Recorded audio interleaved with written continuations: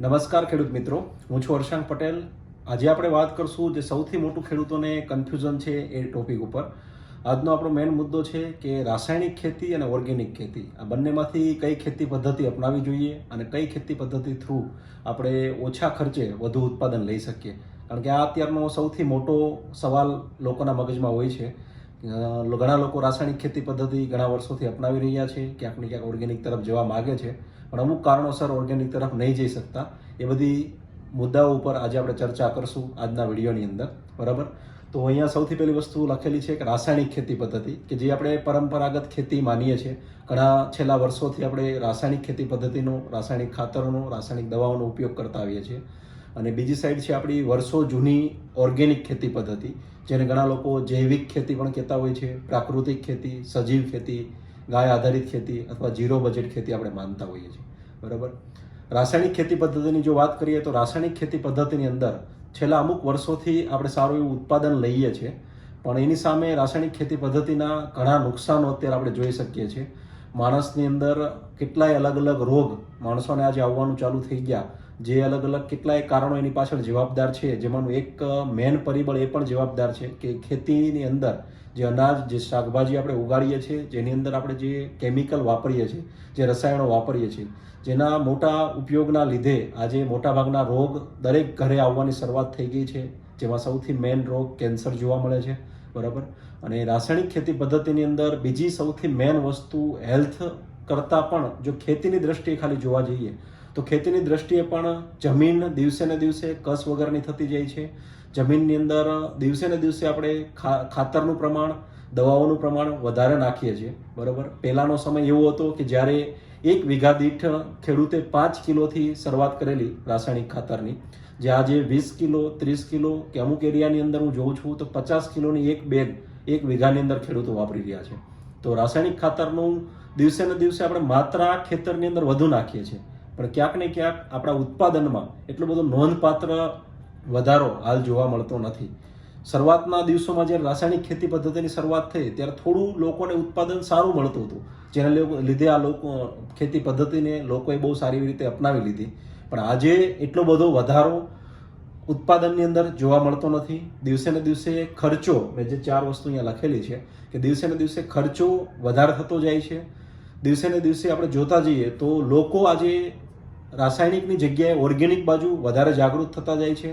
આજે ક્યાંક ને ક્યાંક લોકોની પણ એવી ઈચ્છા છે કે આપણે કેમિકલ ફ્રી વસ્તુઓ ખાઈએ, બરાબર. કેમિકલ ફ્રી ઉત્પાદનની પસંદગી આજે દિવસે ને દિવસે લોકોની અંદર વધતી જાય છે. મતલબ આપણે એવું કહી શકીએ કે જો ભવિષ્યની વાત કરીએ તો ભવિષ્ય રાસાયણિક કરતાં ઓર્ગેનિકનું સારું એવું ભવિષ્ય છે. અને પર્યાવરણની દ્રષ્ટિએ આપણે બધા જાણીએ છીએ કે રાસાયણિક ખેતી બહુ નુકસાનકારક છે. એની સામે ઓર્ગેનિક ખેતીની વાત કરીએ તો ઓર્ગેનિક ખેતીમાં સામાન્ય રીતે લોકોએ જે ઓર્ગેનિક ખેતી સમજી છે એ પ્રમાણે લોકોએ ગૌમૂત્ર, છાણિયા ખાતર અને અલગ અલગ પ્રકારની બધી વસ્તુઓ અપનાવી, કેટલાય અલગ અલગ દ્રાવણો બનાવી જાતે, જે જીવામૃત છે કે એ બધી વસ્તુઓ બનાવી અને લોકોએ ક્યાંક ને ક્યાંક ઓર્ગેનિક ખેતીની ટ્રાય કરેલી છે. ઓર્ગેનિક ખેતી કરવાની, જમીન સુધારવાની અને પાકની અંદર કેમિકલનો ઓછો ઉપયોગ કરવાની ઘણી ટ્રાય કરેલ છે. પણ ક્યાંક ને ક્યાંક એ ટ્રાય 1 વર્ષ પૂરતી કરેલ છે ઘણા લોકોએ 1 સિઝન પૂરતી કરેલી છે. અને એ ટ્રાયની અંદર લોકો સક્સેસ ના જવાના લીધે ફરી પાછા રાસાયણિક ખેતી બાજુ ખેડૂતો વળી જતા હોય છે, બરાબર. તો એનું મેઇન કારણની જો આપણે વાત કરીએ ઓર્ગેનિક ખેતીની અંદર, તો ઓર્ગેનિક ખેતીમાં મેઇન વસ્તુ એ છે કે ઓર્ગેનિક ખેતીનો બીજો ગુજરાતીમાં મિનિંગ એવો થાય છે કે જૈવિક ખેતી, ખેડૂતની મિત્ર જીવાત દ્વારા થતી ખેતી. જ્યાં સુધી ખેતરની અંદર મિત્ર જીવાત જેમ કે અળસિયું છે અને બીજા કેટલા ખેડૂતના મિત્રો છે, સૂક્ષ્મ જીવાતો, આ બધી મિત્ર જીવાતોનો જ્યાં સુધી ખેતરની અંદર વિકાસ નહીં થાય ત્યાં સુધી આપણે ઓર્ગેનિક ખેતી કરી શકશું નહીં. એટલે જેટલા પણ ઓર્ગેનિક ખેતી સમજાવનારા લોકો છે એ બધાએ પણ ક્યાંક ને ક્યાંક આપણને એવું સમજાવેલું છે કે શરૂઆતના 3-4 વર્ષ ઉત્પાદન હાલ જે આવતું હશે રાસાયણિકની અંદર એના કરતાં થોડું ઉત્પાદન ઓછું આવશે, પણ 3-4 વર્ષ પછી રાસાયણિક કરતાં પણ વધુ માત્રામાં ઉત્પાદન તમને ઓર્ગેનિકની અંદર જોવા મળશે. પણ પહેલી જે લાઈન છે કે ઉત્પાદન ઓછું આવશે એ ક્યાંક ને ક્યાંક આપણને એ લાઈન હજમ થાય એવી નથી, જેના લીધે આપણે ઓર્ગેનિક ખેતીની થોડા ટાઈમ પૂરતી ટ્રાય કરીએ અને વળી પાછા રાસાયણિક તરફ આવી જઈએ છીએ. બરાબર. કારણ કે મિત્ર જીવાતોનો હજુ ખેતરની અંદર પૂરો વિકાસ નથી થયો, અને જ્યાં સુધી પૂરો વિકાસ નહીં થાય ત્યાં સુધી એ બધા સૂક્ષ્મ જીવાતો આપણા પાકને ક્યાંક ને ક્યાંક મદદરૂપ થતી હોય છે, ડાયરેક્ટલી અથવા ઇનડાયરેક્ટલી. બરાબર. તો એ બધી મદદરૂપ પૂરા પ્રમાણમાં નહીં થઈ શકે તો આપણે ઓર્ગેનિક ખેતી જે કરવા જઈ રહી છે અથવા જે પદ્ધતિ આપણે અપનાવી છે ઓર્ગેનિકની, એ પૂરેપૂરી પદ્ધતિ સાર્થક નહીં થાય. બરાબર. તો આજે મેન જે હું વાત કરવાનો છું, તો અમારી પાસે ટીમેક્સ રિટેલ લિમિટેડ કરીને એક સંસ્થા જે 2013થી કામ કરે છે, અને આ સંસ્થાની અંદર અમે ઘણી એવી પ્રોડક્ટ બનાવેલી છે કે જે પ્રોડક્ટ ટોટલી ઓર્ગેનિક છે. અને આ પ્રોડક્ટની દ્વારા તમે જે ખેતી કરશો અને જે ખેત ઉત્પાદન મેળવશો એ ટોટલી કેમિકલ ફ્રી હશે, જેની અંદર કોઈ પણ જાતના કેમિકલ તમને જોવા નહીં મળે. બીજી વસ્તુ, ટીમેક્સની જો હું પ્રોડક્ટની વાત કરું, તે બધી પ્રોડક્ટની અંદર સરકાર દ્વારા માન્યતાપાત્ર પ્રોડક્ટ છે બધી, મતલબ સરકારનું અંદર સર્ટિફિકેટ આવશે દરેકે દરેક પ્રોડક્ટની અંદર કે આ પ્રોડક્ટ ટોટલી ઓર્ગેનિક છે, આ પ્રોડક્ટની અંદર એક પણ જાતનું કેમિકલ નથી. બરાબર. હવે આ પ્રોડક્ટના દરેક પ્રોડક્ટના અલગ અલગ શું ઉપયોગ છે એ બીજા બધા વિડીયોની અંદર આપણે વાત કરેલી છે, અને હજુ પણ એના રિલેટેડ આપણે વાત આગળ કરતા રહીશું. પણ આજે હું જે મેન ખાસ વાત સમજાવવાનો છું એ વાત એ છે કે જો તમે રાસાયણિકમાંથી ઓર્ગેનિકમાં આવવા માગો છો અને પહેલા વર્ષે જ તમે એવું ઈચ્છો છો કે પહેલા વર્ષે ઉત્પાદનમાં 1 ગ્રામનો પણ ફરક ના પડે, બરાબર, તો એ વસ્તુ તમે આ પ્રોડક્ટ દ્વારા કરી શકો છો. આ પ્રોડક્ટના ઉપયોગથી અત્યારે તત્કાલ જે કાંઈ પણ પોષક તત્વોની જરૂર છે એ બધા પોષક તત્વો પાકને પ્રોડક્ટ દ્વારા મળી જશે, અને એ પ્રોડક્ટ એક પણ સૂક્ષ્મ જીવાતોને કે ખેડૂતની જેટલી પણ મિત્ર જીવાત છે એ કોઈ પણ જીવને નુકસાન નહીં પહોંચાડે.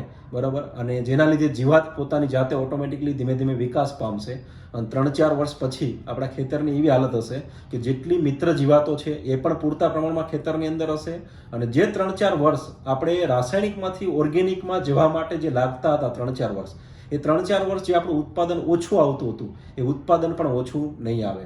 અથવા તમને સાદી દેશી ભાષામાં વાત કરું તો રાસાયણિકમાંથી તમારે ઓર્ગેનિક તરફ જવું છે, તો રાસાયણિકમાંથી ઓર્ગેનિક તરફ જવા માટેનો વચ્ચેનો જે બંધ છે, વચ્ચેનો જે સાંધો છે, એ સાંધો આ પ્રોડક્ટ દ્વારા તમે બહુ આસાનીથી મેળવી શકશો.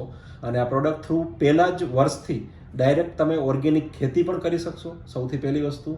બીજી વસ્તુ, એક પણ મિત્ર જીવાતને, સૂક્ષ્મ જીવોને કોઈ પણ જાતનું નુકસાન નહીં પહોંચે.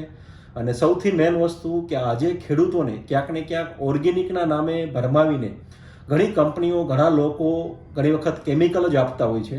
તો આ દરેક પ્રોડક્ટની અંદર તમને ઓર્ગેનિકનું સર્ટિફિકેટ પણ મળશે, તો એ પણ કોઈ ચિંતા કરવાની આપણે જરૂર નથી. દરેકે દરેક પ્રોડક્ટ 100% ઓર્ગેનિક છે, બરાબર, જે સરકાર માન્ય છે, અને ઉત્પાદનમાં 1 પણ ગ્રામનો ફરક નહીં પડે. 2013થી લઈને અત્યાર સુધીમાં હજારો નહીં પણ લાખો ખેડૂતોને આપણે રિઝલ્ટ આપેલા છે.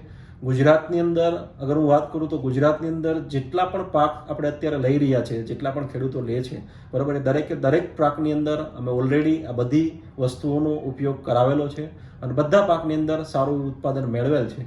બરાબર. તો અમારો જે મેન ટાર્ગેટ હતો કે સૌથી પહેલી વસ્તુ કે ઉત્પાદન, તો ઉત્પાદનમાં 1 પણ ગ્રામનો ફરક ના પડવો જોઈએ, જે આપણે ટાર્ગેટ આ પ્રોડક્ટ થ્રુ આપણે સાકાર કરીએ છીએ. અને બીજો જે સૌથી મેન વસ્તુ હતી કે ખર્ચો. તો આ જે ટોપિક છે એ જ્યારે ઉત્પાદનની વાત આવે, ઉત્પાદનમાં કોઈ ફરક ના પડતો હોય તો ખેડૂત ગમે એટલો ખર્ચો કરવા માટે તૈયાર છે. જ્યારે અહીંયા હું તમને વાત કરું તો આપણી બધી પ્રોડક્ટ દ્વારા રાસાયણિક કરતાં પણ અડધા ખર્ચે તમે આસાનીથી ખેતી કરી શકો છો. અને ત્રીજી વસ્તુ જે મેં અહીંયા લખી છે કે ભવિષ્ય. તો આવનારું જે ભવિષ્ય છે એ દરેકે દરેક માણસ, જે આપણો કસ્ટમર જે કહેવાય, કે જે માણસ આપણી પ્રોડક્ટનો ઉપયોગ કરવાનો છે, એ દરેક ગ્રાહકની એવી ઈચ્છા છે, અથવા તો એવું કહીએ કે સમયની એવી માંગ છે કે ઓર્ગેનિક તરફ લોકો વળવા માગે છે, લોકો કેમિકલ ફ્રી ઉત્પાદનો વાપરવા માગે છે. તો એ તરફ પણ આપણે દિવસે ને દિવસે આ પ્રોડક્ટ દ્વારા આગળ વધી શકીએ. અને ચોથી સૌથી મેન વસ્તુ કે પર્યાવરણ અથવા તો માનવ સૃષ્ટિને 1 પણ જાતનું નુકસાન કર્યા વગર આ બધી પ્રોડક્ટો કામ આપશે. બરાબર. હવે આ પ્રોડક્ટ દ્વારા જો તમે ઓર્ગેનિક કરવા માંગો છો તો એની અંદર પણ તમે 2 રસ્તાઓ દ્વારા ઓર્ગેનિક કરી શકો છો, કારણ કે ભવિષ્યમાં એને લઈને પણ ખેડૂતોને ક્યાંક ને ક્યાંક જો કન્ફ્યુઝન રહે તો એ પણ તમને હું વાત અત્યારથી કરું તો 2 રીતે તમે ઓર્ગેનિક કરી શકો છો. એક કે તમે ટોટલી આ જ વર્ષથી, આ જ સિઝનથી તમે ટોટલી ઓર્ગેનિક બધી પ્રોડક્ટ આપણી વાપરી અને ટોટલી ઓર્ગેનિક ખેતીની શરૂઆત કરી દો, જે પાયાનું ખાતરથી લઈ અને દરેક વસ્તુ ઓર્ગેનિક આપણી પ્રોડક્ટ બધી જે છે એ વાપરો અને ટોટલી ખેતીને તમારી ઓર્ગેનિક બનાવી શકો છો. બરાબર. અને એમાં પણ મારી તો એવી જ સલાહ હોય છે દરેક ખેડૂતને કે તમારી જેટલી જમીન છે એમાંથી 10% હિસ્સો કે 5% હિસ્સાથી ઓર્ગેનિકની શરૂઆત કરો. આપણે 100% રિસ્ક નથી લેવું કે આપણે એવું પણ નહીં કરવું કે ટોટલી ખેતર ઓર્ગેનિક કરીએ અને ક્યાંક ને ક્યાંક આપણને મનમાં એવું રહે કે રિઝલ્ટ મળશે નહીં મળે. સૌથી પહેલાં અમને અમારી એવી જ સલાહ હોય છે દરેક ખેડૂતને કે 5%થી જ શરૂઆત કરો. કારણ કે 5%થી તમે શરૂઆત કરશો, તમે ટ્રાય કરશો, તમે ટેન્શન ફ્રી ખેતી કરશો અને 5%માં વાપરેલી પ્રોડક્ટ, જે પ્રોડક્ટ ઉપર અમને પૂરેપૂરો ભરોસો છે, એ પ્રોડક્ટ દ્વારા અમે તમને ગેરંટી આપી શકીએ કે નેક્સ્ટ વર્ષ, આવતા વર્ષથી તમે 100% ઓર્ગેનિક ખેતી કરતા હશો. એટલે એક રીતે કે તમે પાયાના ખાતરથી લઈને, વાવણીથી લઈને લણણી સુધીની દરેકે દરેક પ્રોડક્ટ આપણી વાપરી અને પ્યોર ઓર્ગેનિક ખેતી પહેલા જ વર્ષથી, પહેલી જ વખતથી શરૂઆત કરી શકો છો.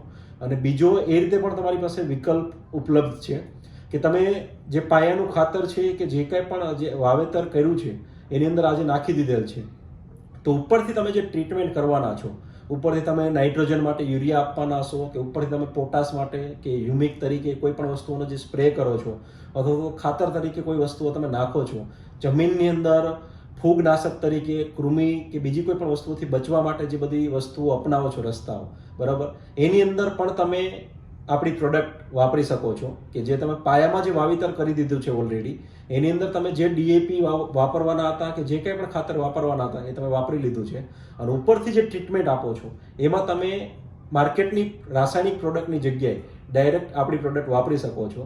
અને એ રીતે તમે 20-30% અથવા તો 50% ઓર્ગેનિક અને 50% રાસાયણિક એ રીતે ઉપયોગ કરી અને ઉત્પાદન પૂરેપૂરું લઈ શકો છો. એ રીતે પણ તમે ટ્રાય કરી શકો છો.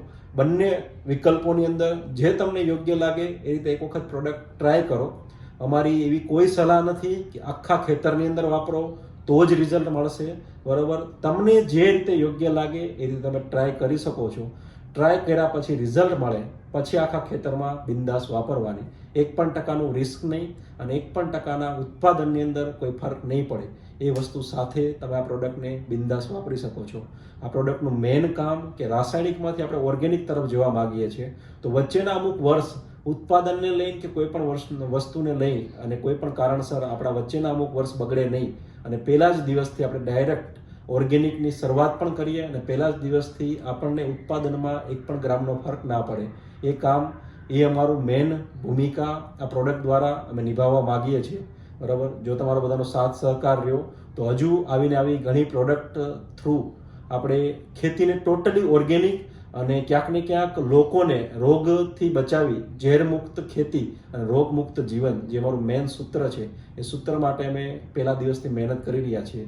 જો તમારો બધાનો સાથ સહકાર રહ્યો તો બહુ જલ્દી દરેક ઘર, દરેક ખેતરની અંદર આપણી પ્રોડક્ટનો આપણે ઉપયોગ કરાવતા હોઈશું, બરાબર. તો આ જ એક વાત જે લોકોને ક્યાંક ને ક્યાંક મોટાભાગનું કન્ફ્યુઝન હોય છે, જેના લઈને મેં વાત કરેલ છે. બાકી કમેન્ટની અંદર પણ મારા મોબાઈલ નંબર હશે, ત્યાં પણ ડાયરેક્ટ તમે પર્સનલી કોન્ટેક્ટ કરી શકો છો. ત્યાં પણ આપણે માહિતી આપતા રહીશું. અને આજે આપણે જે રાસાયણિકના લીધે ક્યાંક ને ક્યાંક જે જમીનનું બંધારણ જે આપણે ખરાબ કરી દીધેલ છે, ક્યાંક ને ક્યાંક જમીનની જે પીએચ છે, જમીનમાં જે ક્ષારની માત્રા છે, જમીનની અંદર જે ઓર્ગેનિક કાર્બનની માત્રા છે, જે બધાને આજે આપણે ડિસ્ટર્બ કરી નાખી છે, એ બધી વસ્તુઓને બેલેન્સ કરીને આ પ્રોડક્ટ પૂરેપૂરું ઉત્પાદન આપવાનું કામ કરશે. તો એક વખત આ પ્રોડક્ટનો ઉપયોગ કરો અને જો તમને રિઝલ્ટ મળે તો તમે બાકી લોકોને પણ આ પ્રોડક્ટનો ઉપયોગ કરવાની સલાહ આપજો. આભાર.